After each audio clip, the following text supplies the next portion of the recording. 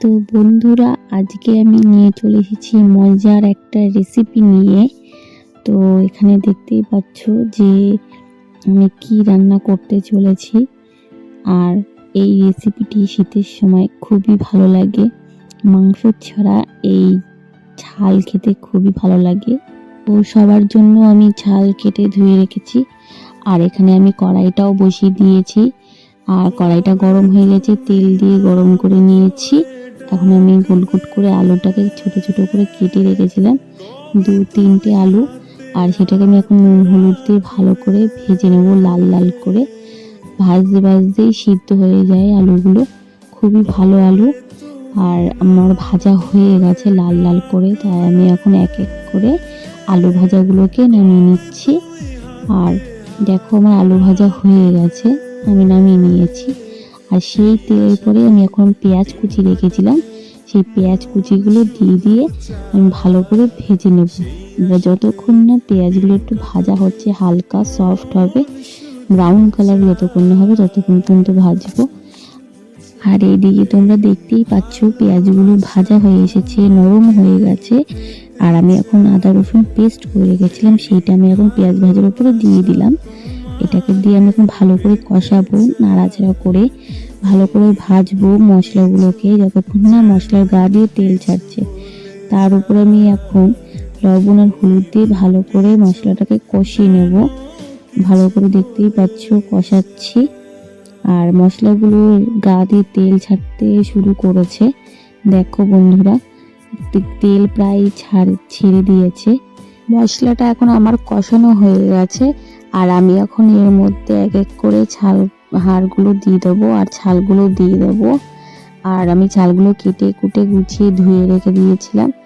আর ছালগুলো আমি এখন মশলার সাথে ভালো করে মিশিয়ে নিচ্ছি, যাতে মশলাগুলো যাতে ছালগুলোর মধ্যে ঢোকে আর লবণ হলুদটা যাতে ভালোভাবে হয়, তার জন্য আমি ভালো করে মিশিয়ে নিচ্ছি।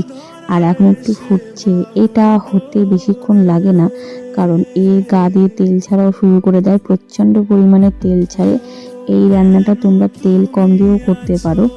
আর বন্ধুরা, এখন আমি একটু গোলমরিচের গুঁড়ো দিয়ে নিলাম, যাতে একটু ঝালটা ভালো পরিমাণে হয়। কারণ এর মধ্যে তুমি যতই ঝাল দাও না কেন, তোমার এই রান্নাতে ঝাল হবে না। আর একটু কাঁচা লঙ্কাও আমি ছিটিয়ে দিলাম, যাতে একটু ঝাল সেন্ট হয়। কাঁচা লঙ্কার একটা সেন্ট আছে, তার জন্য আমি একটু লঙ্কাটাও দিয়ে নিয়েছি। আর শুকনো লঙ্কাও আমি দিয়েছিলাম, যাতে ঝাল হয়। তো ঝাল তো হয়ই না। আর এই রান্নাটা আমি এখন ভালো করে কষিয়ে নিচ্ছি। কষাতেই দেখো বন্ধুরা কিরকম তেল ছেড়ে দিয়েছে।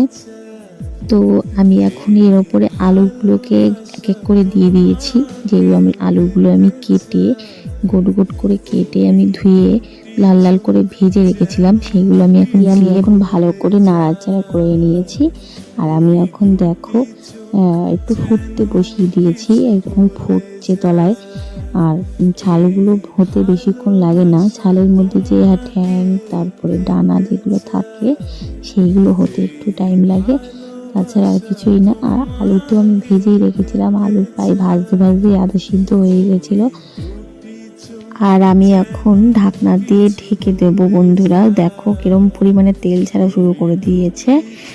এখন এটা 2 থেকে 3 মিনিট পর্যন্ত ঢেকে দিয়েছি, যাতে এটা ফুটতে ভালো করে।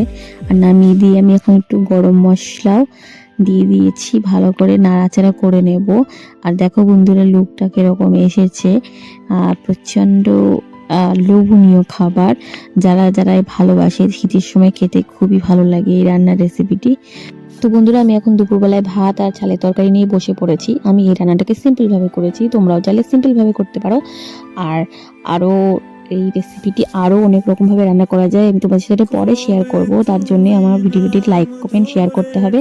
তো বন্ধুরা, আজ সেটা পরে নতুন রেসিপি নিয়ে, ততক্ষণের জন্য টাটা।